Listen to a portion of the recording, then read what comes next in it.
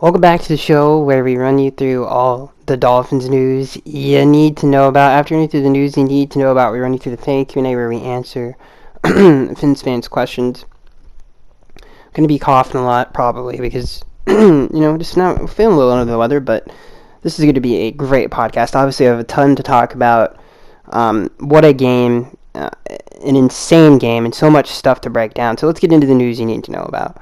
This first news story comes from Pro Football Rumors. Dolphins sign Brandon Shell. He's currently on the practice squad. I don't really see him. Obviously, this is like an insurance policy thing. But Coleman and Greg Little have both played fantastic football so far. Coleman had a nice preseason, and then Greg Little did a fantastic job stepping in for Austin Jackson in the last two games. Especially in this game, he played really good football. So it's nice to see that, especially with Austin getting hurt. And that was a huge question going into this year. And I think we talked a little bit about this last week, but was the O-line depth. And honestly, it's been fantastic. And I think, especially when you look across the roster, I think the O-line depth is actually pretty nice this year. And I think it showed that on game day. I think there was something else. No, I guess that's really it for the Pro Football Rumors, but there's a lot of stats and from the victory over the Baltimore Ravens, which was the best game that I have watched as a Dolphins fan, and definitely the best game I've watched since covering them on this channel. It's not even close. By far the best quarterback performance quarterback has had in a Dolphins uniform in over 20 years. I don't even think that's a debate. It was just fantastic. And because of that, there were a lot of historic stuff that happened in this game. So I want to run through them all. Tua became the second youngest player since 1950 to throw for at least 450 yards and 6 touchdowns, only behind Patrick Mahomes. So that's obviously really significant. I mean, even just listen to the numbers: over 450 yards and 6 touchdowns, just insane. Tua also joins fellow Hall of Famers Dan Marino and Bob Greasy is what I meant to say. I didn't mean, obviously Tua's not in the Hall of Fame yet. Hopefully he will be one day. But obviously Dan Marino had his 6 touchdown performance against the New York Jets. Bob Greasy had his on Thanksgiving Day against the I think they were the Phoenix Cardinals at the time. I don't remember, but he also had 6 touchdowns in the late 70s. Or was it against the it was against the Rams, excuse me. He had 6 touchdowns against the Rams. I don't know why I thought it was against the Cardinals. So obviously that puts Tua in very, very rarefied air with two great quarterbacks, and obviously 2 of the greatest to ever do it in a Dolphins uniform. So he joins those 2, Bob Greasy and Dan Marino, as the only Dolphins quarterbacks to have 6 touchdowns in a game. The Dolphins became the first team in NFL history to have a player record at least 400 pass yards and 5 touchdowns. Obviously, Tua did that. And also had 2 teammates with at least 170-yard plus receiving yards and 2 touchdowns. I'm going to read that one more time. The Dolphins became the first team in NFL history to have a player record at least 400 pass yards and 5 touchdowns, who also had 2 teammates each with 170-plus receiving yards and 2 touchdowns. Just insanity. I mean, Jalen and Tyreek, and Tyreek, and obviously Tua too. But those 2 were so dominant. The most dominant performance I've seen by a Dolphin. It was insane. They just couldn't handle them. So here's some more stats for you. Tyreek and Jalen Waddle have combined this season for 34 catches, 524 yards, 5 touchdowns, and 11 15-plus yard receptions. So obviously, some of that was after the catch. Hold on, guys, sorry. Some of that was after the catch, which has obviously been an emphasis for Mike McDaniel.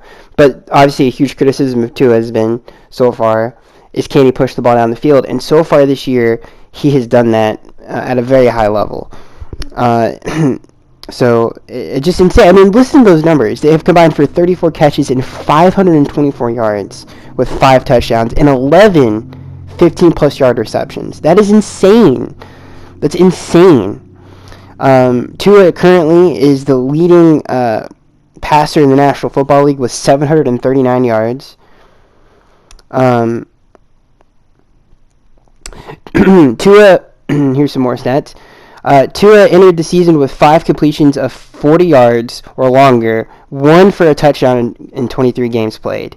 In only 2 games played this season, with obviously all the offseason additions in Mike McDaniel, who's a fantastic, and we're going to get into that, a fantastic play caller and play designer. This season, in only 2 games, Tua has 5 completions of 40 yards or longer for 3 touchdowns. Tyreek Hill receiving yards per game as a Dolphin so far, 142 yards. Okay? This is Tua's stats in the fourth quarter versus the Baltimore Ravens. Tua was 13 of 17, 199 yards, 4 touchdowns, and 154.2 passer rating. Okay?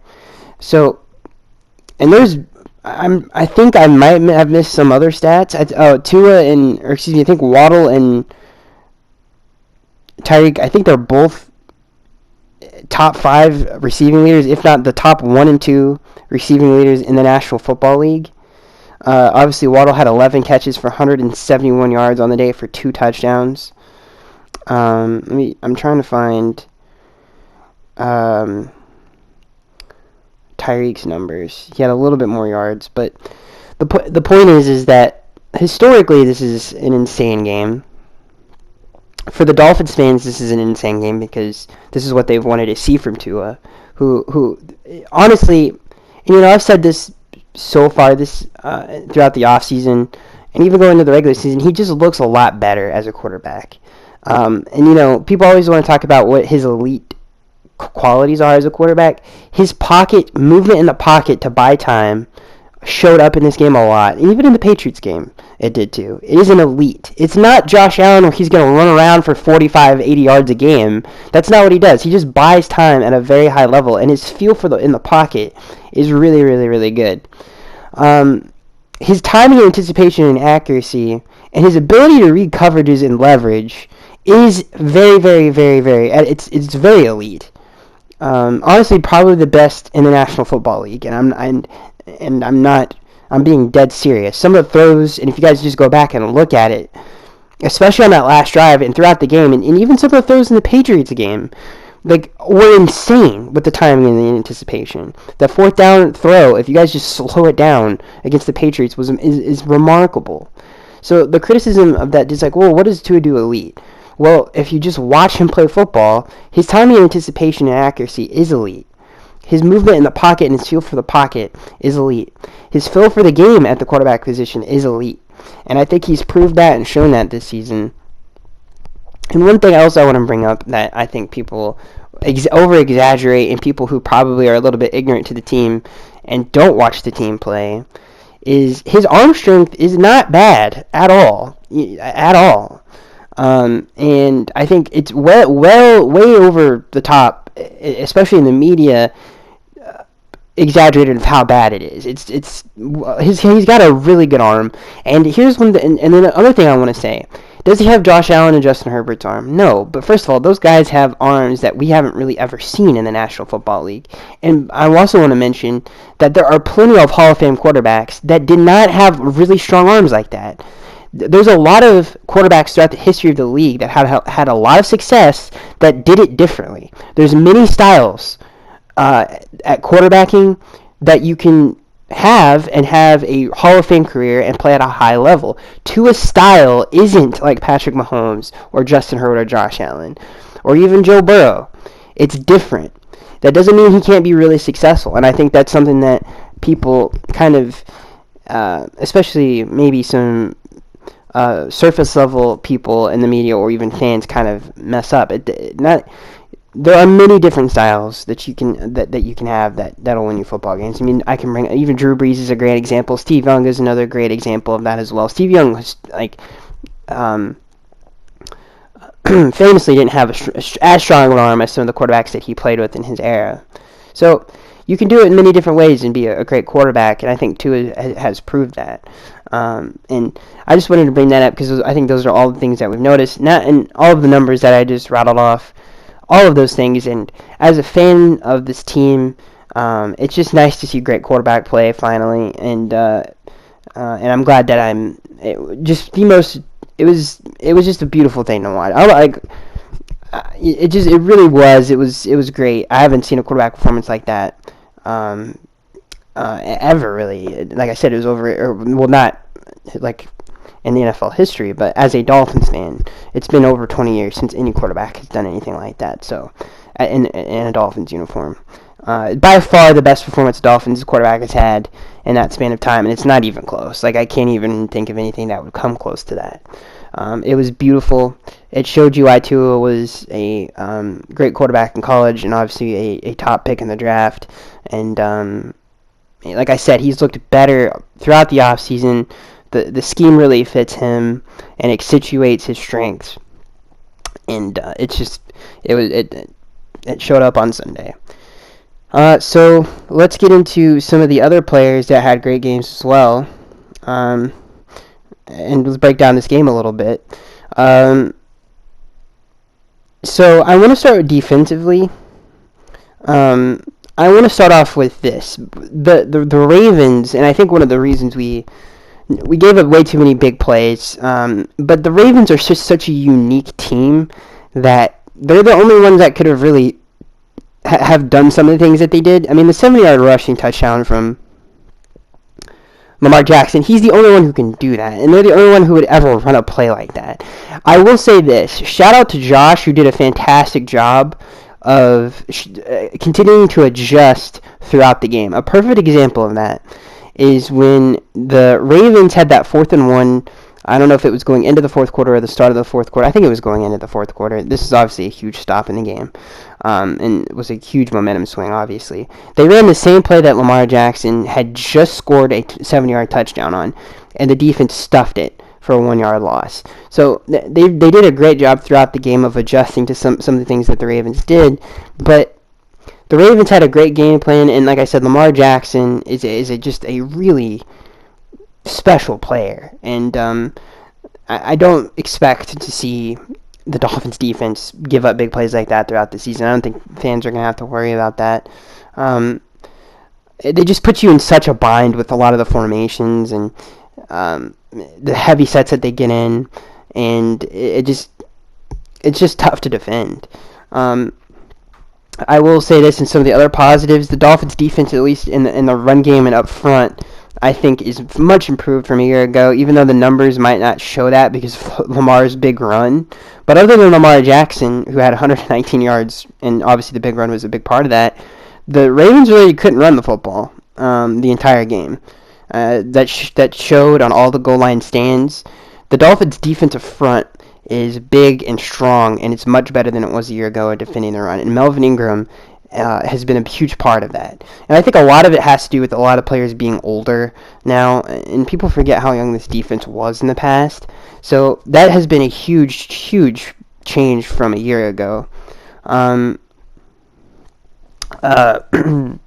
else do I want to say? I think one of the bigger reasons why the Ravens had such a big day, especially passing the football, they were down so many tackles. They just did a really good job of keeping extra people in the block, protecting the tackle that obviously came in for, I think, Juwan James and Ronnie Stanley. So they were down a lot of offensive linemen in this game.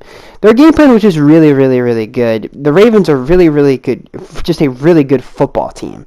And they're really, really well coached. And I think all Dolphins fans have hated them in the past, and just they're always good, obviously. But I was really proud of the defense for fixing the mistakes as the game went on, and they played better defense. And I'm very encouraged and very happy to see the run defense. And dude, it's not easy to do that against the Ravens. They're obviously probably the best. Honestly, they're probably, other than the Niners, the best running team in the NFL. And to play that physical and at times in that game, I haven't seen that as a Dolphins fan in a long time. They really did dominate the trenches when they needed to, and a lot in this game. Just Lamar Jackson is such a freak of nature. He's such a great player. He's not only a great pocket passer, but he's just so athletically gifted and puts your defenses in binds a lot of the time. And that's nothing new. Obviously, you guys know that. But I just wanted to take the positives away from this game defensively. Josh is a fantastic defensive coordinator. He adjusted throughout the game, and we played better defense as the game went on. And those last 4 drives, we came up huge. And the run defense is just much better than it was a year ago. I'm not worried about Xavier Howard. I don't know. Obviously he didn't have a great game at all. He had not a good game. But he was put. I mean, when you're left in one-on-one coverage, and even on that play where it's a heavy set. It's a heavy, big package for the Ravens. They play action pass. Lamar could keep it or hand it off. And obviously both of those things are dangerous with the Ravens. They have Patrick Ricard in. He pulls it in for a pass. It was basically an RPO. And then Xavier Howard is left on an island with Rashawn Bateman. I mean, it is what it is. And Rashawn Bateman is a very good receiver. So I honestly feel like it was just a heavyweight fight, and I would not be worried about the Dolphins secondary at all or their defense. And I'm very happy to see, especially the run defense is just much better than it was a year ago. I don't know. Did I say the numbers? Okay, so just to put this in perspective, this is what the Ravens running backs had: 3 carries for 16 yards for Justice Hill, 6 carries for Kenny Drake for 8 yards, who averaged a yard 1.3 yards a carry. Patrick Ricard had 1 carry for 5 yards on a fullback kind of dive play. Mike Davis had 5 carries for 4 yards. They just, and especially in the red zone, I think it kind of showed of how physical and how much better the run defense has gotten. And obviously, it was really just big plays throughout the day for the Ravens in the past game. Rashawn Bateman had the 4 catches for 108 yards, and Andrews had the 9 catches for 104 yards. But like I said, the way their sets, their formation-wise, it just puts you in such a bind defensively. There's not much else you can do. You have to stop the run. You cannot let them run the football. So, I'm not. It just puts your defense in compromising situations. But like I said, I think it was more the Ravens than it was the Dolphins' defense. They're just a really good football team and a really good offense. It just makes me even that much more happy, the fact that we beat them. I mean, and for a lot of different reasons. Not only we beat one of the best teams in the National Football League, and it really put us on the map. And it's just a great feeling, and it's a great week to be a Dolphins fan. So obviously, flipping to the offensive side of the football, I think one of the biggest takeaways is the offensive line had a fantastic game, especially in pass protection. They kept Tua clean for pretty much the entire game. I thought the run game got better as the game went on. The Ravens are one of the best run defending teams in the National Football League, kind of back-to-back, unfortunately, for the Dolphins' run attack. They got the Patriots and then the Ravens. Both have big athletic fronts, so it kind of sucks because, I mean, those are two pretty tough challenges in the run game. I thought the run game got better as the game went on. Raheem Mostert went 11 carries for 51 yards. He averaged almost 5 yards a carry, which is pretty good. And Chase Edmonds had 5 carries for 33 yards. But the Dolphins were down, and Tua had to obviously the offense had to hurry up and push it. And this is Tyreek Hill's, and obviously this is the best roster move the Dolphins made in over 20 years is acquiring Tyreek Hill. And a lot of people are like, is it the Chiefs or it's Hill? Hill is a special, one of a kind player, one of the best players I've ever seen play in the National Football League, and it's not even close. I've always been a huge fan of his, even when he was in Kansas City. And it just, when I watch him play, and especially in a Dolphins uniform, it's like, I can't believe he's a Dolphin. It blows my mind. But he had 11 catches for 190 yards, 17 yards. He averaged 17 yards a catch, which is insane. He had 2 touchdowns. And you could tell the Ravens were like, well, let's just see if Tua can push the ball down the field. And he did. And it was beautiful. Jalen Waddle had a dominant performance with 11 catches, 171 yards, and 15 yards a catch with 2 touchdowns.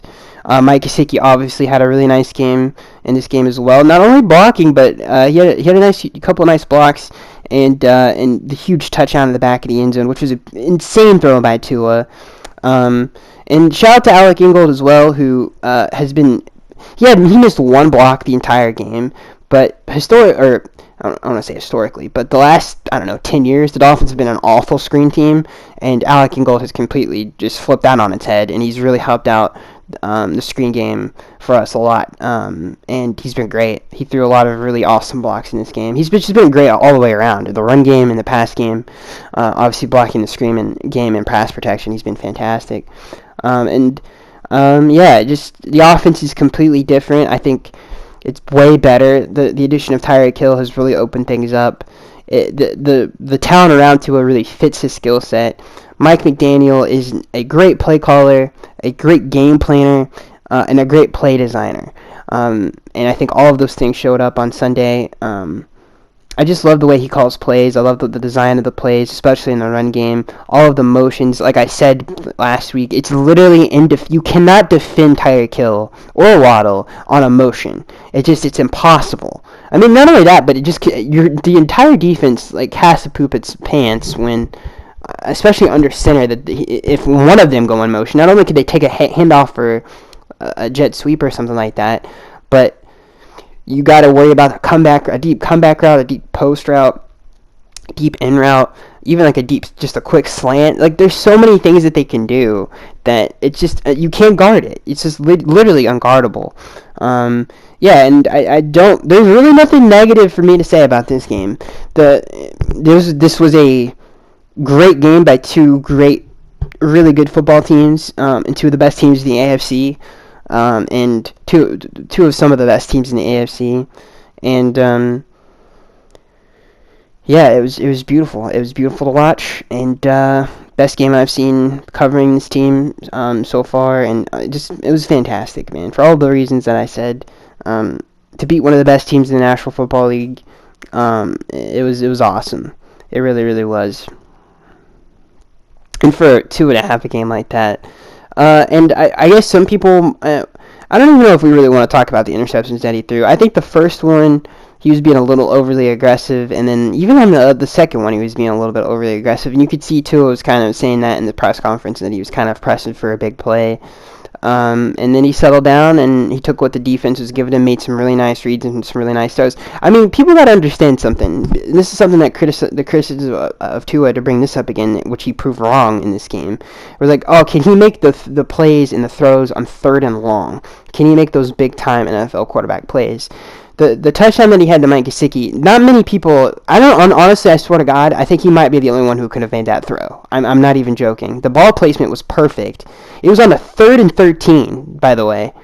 And it just, even some of the throws that he makes to Waddle in the Patriots game, I don't think there are any.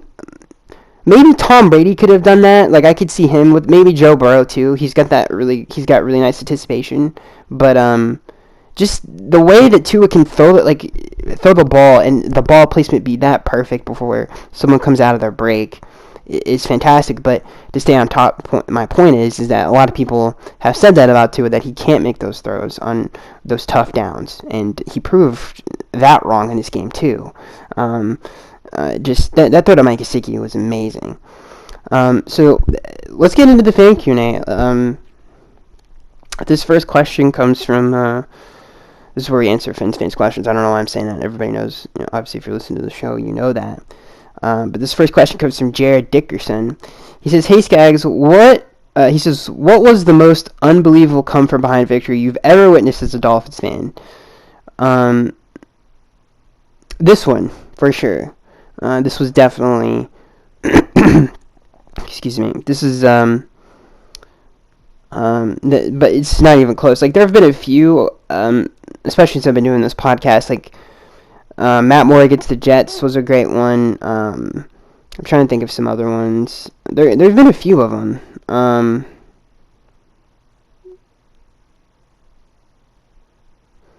But nothing comes even remotely close to this one. Not even it's not even. I think what makes it even better is it's such a good football team. That team is not easy to beat by any stretch of the imagination. And they have a really good defense and one of the better young safety duos in the league with Marcus Williams and Kyle Hamilton. So I think that just makes it even that much cooler and better. I mean, they have Marlon Humphrey and Marcus Peters, for God's sakes, too, in that secondary. And Tua, just torched it. And it was just a fantastic game plan by Mike as well. This next question comes from SM. He says, what is Tua's contract going to cost if we keep him? Hopefully a lot. Because obviously I want him to be a great quarterback, and I hope it costs a lot of money. And he is a great quarterback, honestly. And I know I don't really care what anybody. I think I've seen enough. I think he is a great quarterback. I'm being serious. There's not many quarterbacks that could have done what. There's really none. Like there's like maybe 3-4 guys that I could say that could have done that. Maybe I guess 5 you could say could have done that. But that's it. Like that was a great performance by Tua against a really good defense and a really good secondary. I could spend an hour talking about this. I wish I could watch the game, somehow watch it with a bunch of Dolphins fans and just break down some of the great throws that he made. I mean, the last drive of the game was insane. And it was just a fantastic drive by Tua. They blitzed him. They dropped people back in coverage. They tried to confuse him. And they did so many things to try to stop him.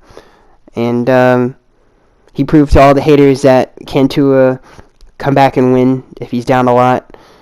Can he carry an offense? And he proved that in this game that he could against one of the best teams in the NFL. I can't say enough. Like I really can't. Mike has been a godsend. Josh is a fantastic defensive coordinator. It's just awesome. So let me know what you guys think. Let me know. I mean, I'm sure I can't wait to hear what you guys have to say down in the comment section below. It was just a great game. So many things to take away from this game. The Dolphins beat one of the best teams in the NFL. They are one of the best teams in the NFL. Tua is a really great quarterback, and I think he proved that on Sunday. And I can't wait to see you guys in the next one. So let me know what you guys think down in the comment section below, and I'll see you guys in the next one.